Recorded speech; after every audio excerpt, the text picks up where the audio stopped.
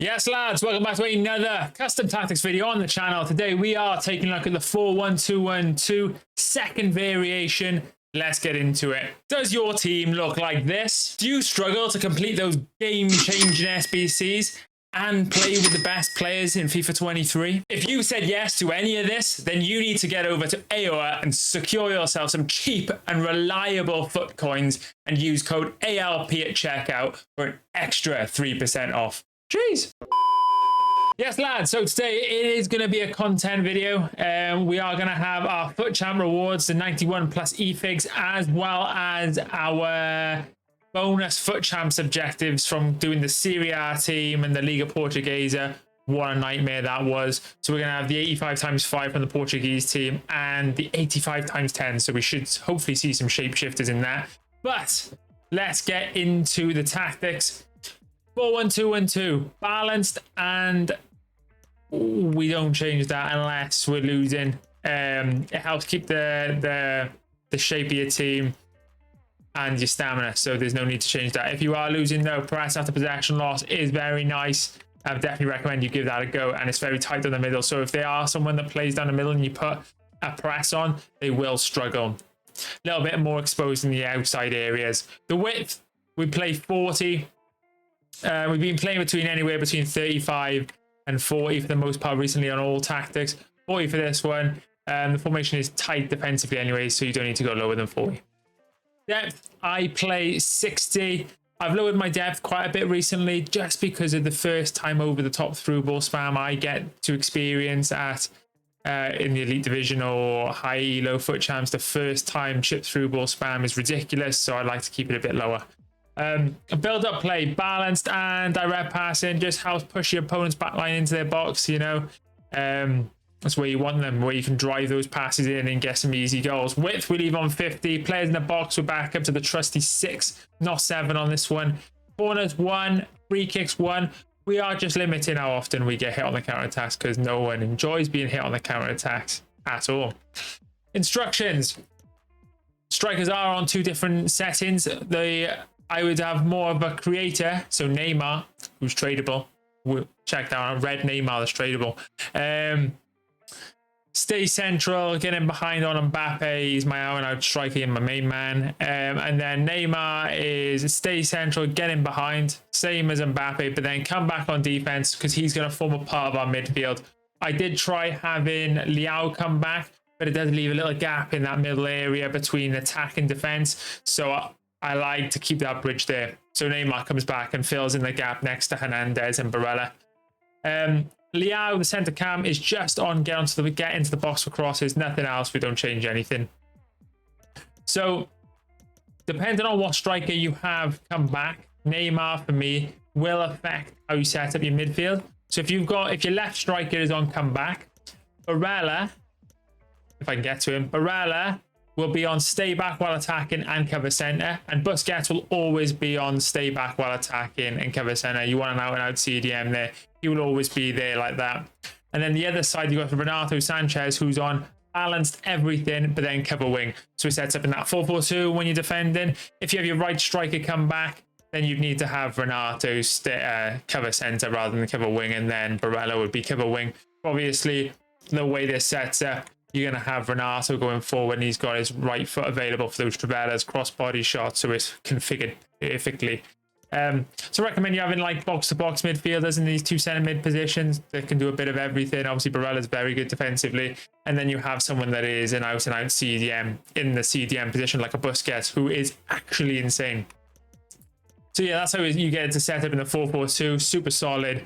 And then you've got like this, it's a bit of a change between the 4-3-2-1, where you've got the almost like the flat 3 forwards. You've got this cam that bridges the attack, which is insane. Centre backs, touch them and I'll find you. You don't touch them, you'll be losing games for fun otherwise. Right back for me is stay back while attacking and overlap. Left back is balanced and overlap, so we get one of the fullbacks forward involved in the play.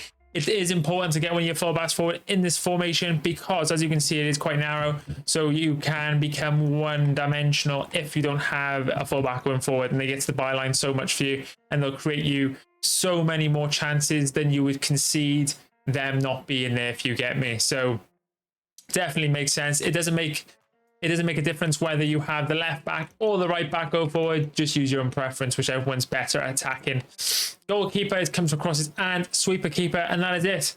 That is the 4-1-2-1-2 narrow, and we're going to dive straight into the content part. Let's go. 12 seconds later. Yes, lads. So, welcome back. We have our Fut Champs Road, which we've got ranked. Oh, I think we're quite casual. This is not the team we use this weekend. I've sold the players now. Where are they? They're probably in concepts. Cup. Yeah, this is the team we use to get the Liga Portuguesa done. Not the best. This guy really did carry us through the whole objective. So we've got that 85 times 10 and the 85 times 5 as well in this video, which is good. But we're going to start with the player picks and see where we end up. I'm quite... Oh, shapeshift in the first pack. That's what you want to see. Imagine if it was like VVD or something. That would have been crazy. He's even pretty common though. Loads of 84s in that one. And then the last pick, we get an 86. I mean, it's all fodder. One of 4 EFIGS 91 plus player picks. We get Bellingham, the first one. Oh my God, that's the craziest. Oh my God, what is this pick? I think we have to take Jude. I'm not even sure. I mean, that's 2 ridiculous players. We are going to take Jude, I think, in this one. My God, but Ocean Man as well. Oh. What a crazy, crazy selection of players. So Jude Bellingham. Don't go higher than rank 4. Jesus Christ. And the last one we get, come on, Lewandowski as well. Let's go. for the Barcelona team. We take that. We take those.